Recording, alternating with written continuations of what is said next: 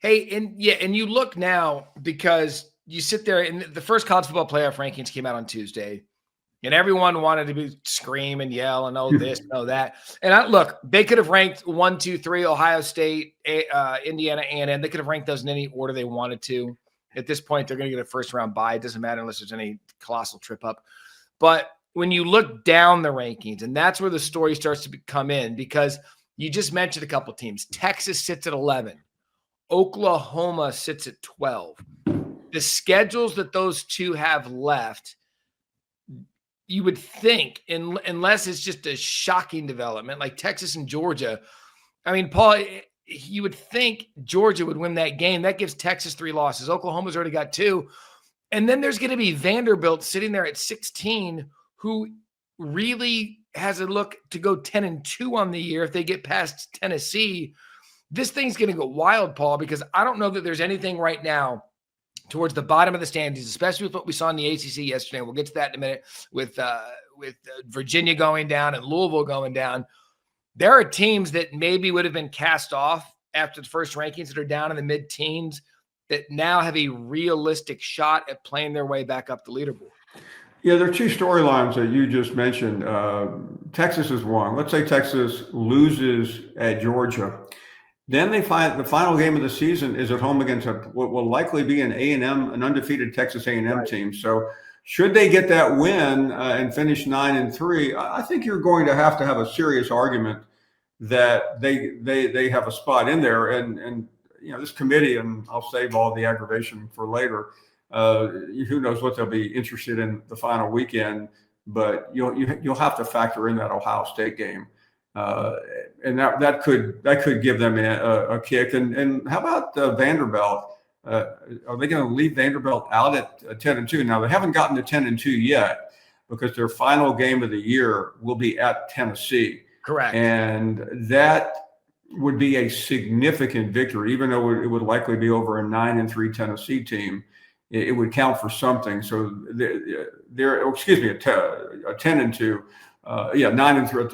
Vandy would end up 10-2 in that circumstance.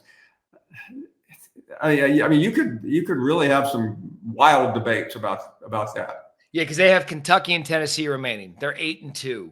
Kentucky, they're giving teams fights. They found a little end of season punch. But Vanderbilt, you would think it's going to come down to that Tennessee game.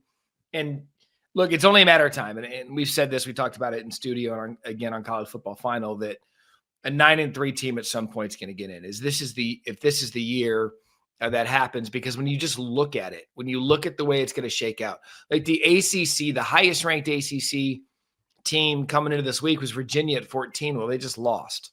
Okay, so they lost.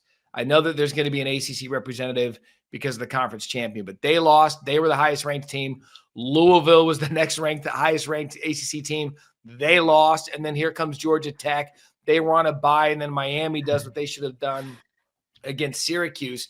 And so when you start looking at all this in the final 3 weeks of the season, Paul, it's going to be absolute chaos because you have to find 12 teams.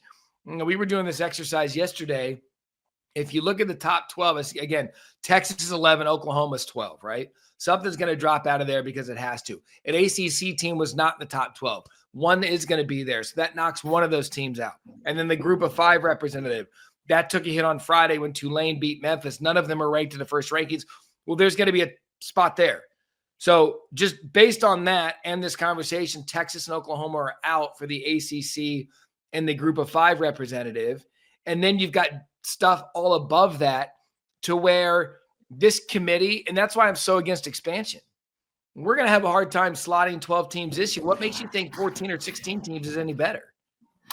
Having said that, Friday night, man, I sat in Starkville with Mark Keenum, the president of Mississippi State, who's also the chairman of the CFP Board of Management.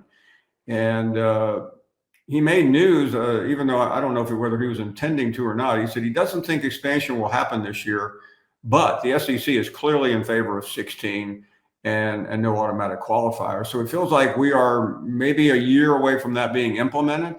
And you're now the problem with that, Matt, and I know we don't need to spend any more time on it than this, is it almost rules the conference championships games, who are already on life support, even more irrelevant. Yeah, we've been saying this for weeks now. If I'm Ole Miss, I love where I'm at. If I'm Ole Miss, I'm going to likely go 11-1 and miss the conference championship, barring any upset. Like, how great is that? I mean, if you're one of these teams, Oregon's another example, who skated by Iowa in the cold, wet weather yesterday. In all likelihood, because of the way Ohio State's playing, and then we'll get to Indiana in a second, but they're one of those teams that's like, hey, you know what? I'm good. I'll do my 11-1, and I'll let Ohio State and Indiana play championship weekend. I'll sit, I'll get healthy, and I'll prepare for the playoff. Yeah, no, because I mean, if you're Oregon, you don't really want to play Ohio State. Ole Miss could probably live without playing A&M or Alabama, and it's just so weird. And I'll leave it to the commissioners, because they are, of course, the smartest people in the room every week. But these conference games, I mean, last year it was fun watching Texas and Georgia play, because Texas had never been there. The game meant very little. Right. This year, let's say you have 11-1 Alabama versus 12-0 Texas A&M. I mean, it's pretty obvious what's at stake, but how much is really at stake? Yeah, and it goes to, again, you don't want to just eliminate something like the conference championship games, but at some point, the schools are going to weigh in, and they're going to keep telling themselves, no, this is what we play for. We play for an SEC championship. That was good a decade ago. Now, I would bet if you got Lane Kiffin in a room and you just BSing with him, or hell, any of these coaches, and said, hey, would you rather have championship weekend off knowing you're in the playoff? 10 out of 10 are going to say yes. And so you're right. Every year we have this little bit of a hurdle of something in this sport that we think we fixed. And I think conference championships are next. I get it. There's money.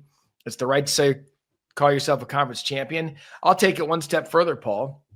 What about in a couple of weeks, if this goes chalk, and I don't know why we've seen anything this year that would make us think that anything in college football is going to go chalk, but what if teams start doing the opt-out, not the opt-out, but hey, we're going to rest our starting quarterback. We're going to rest Ty Simpson because he's really important for the national championship run. I mean, hell, look at Ohio State last year. They lose to Michigan, all hell breaks loose, everyone, and then they just go on a run and will go and win the national championship. At some point, coaches are going to get smart and say, I'm going to rest this guy, and this guy. But and I'll say something. I was talking to a Mississippi State fan the other day, Matt, and the person said, it's really sad. The season's almost over, and I'm like going, no, it's not. I mean, we're at week 11. I think we get 18 weeks of this, don't we? If you go all the way to the end, and I just remember, and I know you do. Last year, by the end of the season, I mean, that December through January run was, without a doubt, the most exhausting college football thing I had experienced. Now, by the way, I'm doing nothing more than watching it. Can't imagine playing. So yeah, what you said is 100% correct, and it would be very tricky how they do it. But just ask Kirby Smart what he thinks of the conference championship game, considering he lost his starting quarterback last year in the conference championship game, and like him or not, it cost him any shot at winning the Sugar Bowl. And I would bet, again, if he has to reevaluate that, the day and age of winning the SEC championship is the most important thing on our schedule. The game's evolved. I mean, it just has. The schedule, the priorities, the expansion of the college football playoff, the NIL, the transfer portal. Now you're playing for one thing. And I get that sacrilegious in some parts of the country, but it's true. You're playing for one thing now, to get a playoff spot and then go through the bracket. And when you have an incident like you had last year with Carson Beck going out, you're going to reevaluate those things. Now, I know the commissioners aren't going to want to hear that, but that's just where we are. If you wanted to, Paul, and like you and I do, we kind of go off on these tangents. I mean, why not get rid of conference championship weekend, start the playoffs then, or get rid of conference championship weekend, get everybody a bye to get ready and get rested and ready, and then go for it. I mean, at some point, we're in a day and age now where something's going to have to give, right? Well, I think we mentioned it here about a year ago where we talked about the Army-Navy weekend, and then every veteran in America came after us. And we weren't suggesting it's any less important. It was just you could sandwich games around that. But I'll leave that for, especially on Veterans Day weekend. We think it's a great game.